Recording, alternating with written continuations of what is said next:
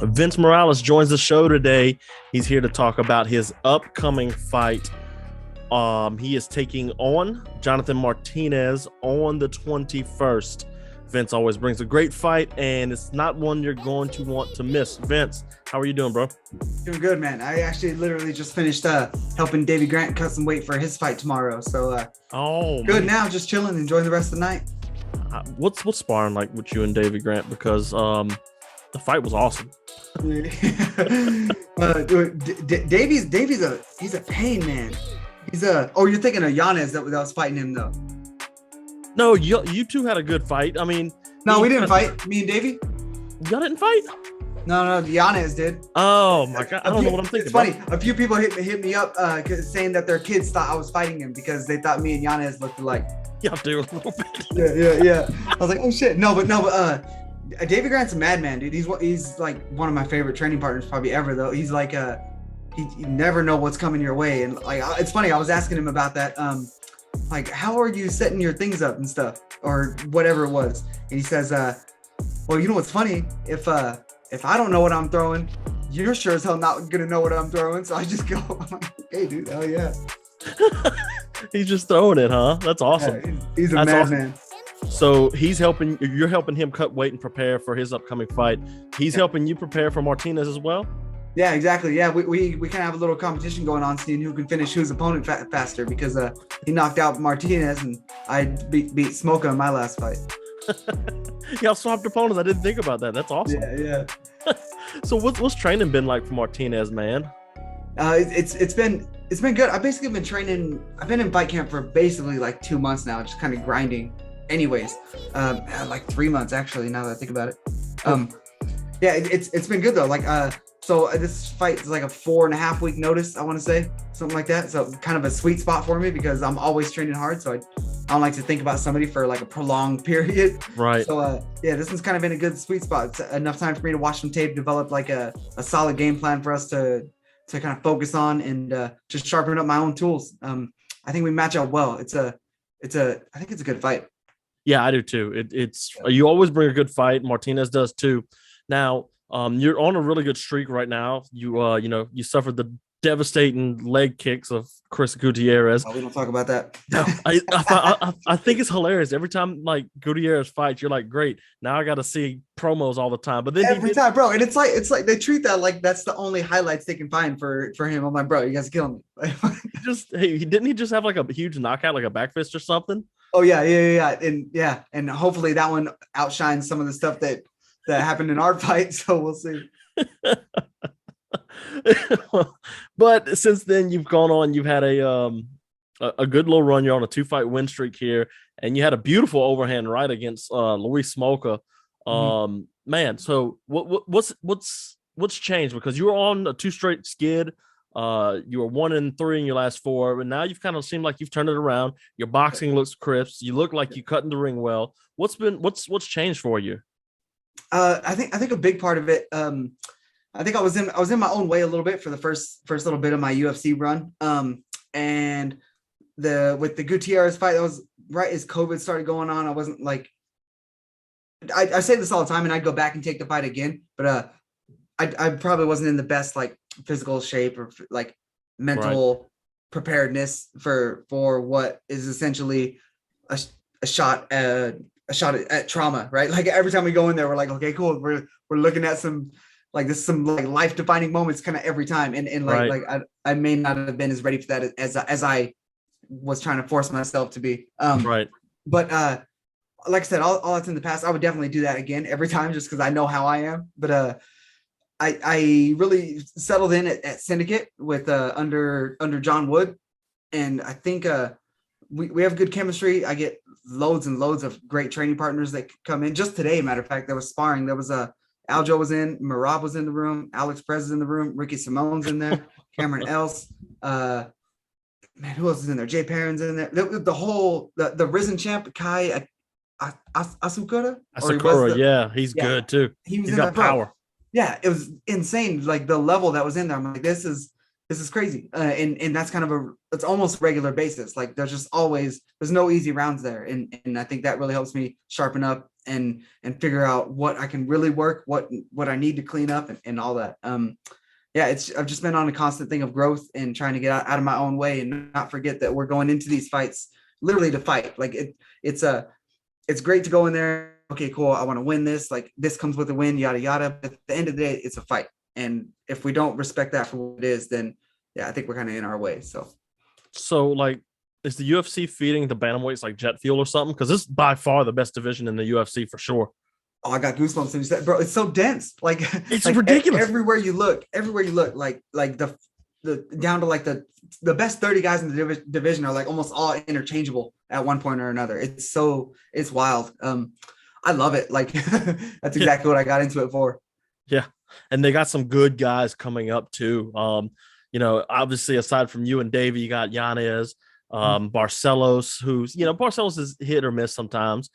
You've got just a whole bunch of just these monsters. Manel Kopp is fighting at 135 too, if I'm not mistaken. I was just talking to him. I think his next one, I think he was saying he was going flyweight. He bounces around because he's a bigger guy for flyweight too. But I think his next one's at flyweight is what he said. But man, 135 is going to be like good for not just. It's like you look at divisions like welterweight. And welterweight was great. It's like, oh, you got Usman, you got Masvidal, you got Covington, you got Leon, and like all he has is Leon left. And but you look at like bantamweight, and it's like, man, you go like down on Tapology. If you go down to like 30, 40, 50, you got Davy Grant. You've got all these guys, and like it's like these guys are going to come up. They're going to be good, and it's going to keep the division great. What's it like though, competing in a division that's the most stacked probably that any other division in UFC history? I love it. I think part of that's like all of us are too small for like man-sized sports. You know what I mean? But like so this is kind of where we ended up. But at the same time, like we've got to really, a lot of us hit really hard. Like we can still knock people out with one punch, but we're just as fast as the flyweights. We're strong. Like, bro, it's so dense. It's every day. Like if you're not looking to get better and like you're kind of just like, oh well, this is how I do things. I think that might hold you back a little bit because the sport's still growing. The division's just going to keep growing. Like we've got to constantly be trying to adapt and take in new information and grow. So, I mean that, which is good because that aligns with my train of thought. So here we are. Right. Absolutely. So let's talk about Smoker real quick. That overhand right was beautiful, and it looked like you were setting that up from the jump. Was that kind of the plan? It was to catch him on some over the top stuff. A little bit, just because he likes that kind of that higher guard while he's kind of marching forward. So we were, if you saw earlier, I was pumping a double jab, boom, boom, just kind of trying to look to just establish my range and timing, and then I started throwing the right hand to the body, just kind of looking for where these openings are going to be. And then the first time we clinched up a little bit, I worked the body and kind of, I think he hit me with a little bit of left hook, and we kind of separated. And I was like, okay, I feel something there. So we like ended up in that same position, and I pulled just to get his arms extended a little bit. And I was like, we'll see. Boom. I didn't even try to hit hard, but like a lot of times when you're just trying to do your thing, you're out of your way, and something good happens. Like all the times I've tried to really hurt somebody, it hasn't worked out. that you brought up another thing too that I think you do really well is body work. I find that a lot of boxers, a lot of MMA fight, a lot of people like are headhunting because that's the knockout. That's where the knockout button is. But I feel like body work's just as important. Gets them lower. It gets them lower in their hands. They get tired. Is that kind of an integral part of your game plan too? Is those hooks to the body and stuff? 100%. Straight hands, straight rights, hooks, jabs every now and then. I kind of just like those because I can come back up with the left hook. But for the most part, I'm always trying to work just to get their hands moving. Like a lot of times I'll throw a jab on one side of their face and throw a jab at the other just to see like where these hands are going and stuff. I'm like, okay, cool. Kind of like, that's why I think first rounds sometimes are a little, they start out the first like minute and a half a little slow for me because I'm downloading. I'm like, okay, I'm seeing this. And then we start having some fun. All right, so a couple more questions before I let you go, man. I don't want to keep you too long. It's Mario Kart. You and Davey Grant are playing. Who wins? Oh, bro, Mario Kart. I just bought a Switch like a year. Granted, he's got kids though. I mean, he might play it. He might play it more than I think. I do all right. I do all right for Mario Kart. I'm more of a Smash Bros. kind of guy. Okay, fine. Yeah. Smash Bros. Who you got? Oh, I destroy with anybody on there. I want to say I'm probably one of the best Smash Bros. Players in the UFC. UFC.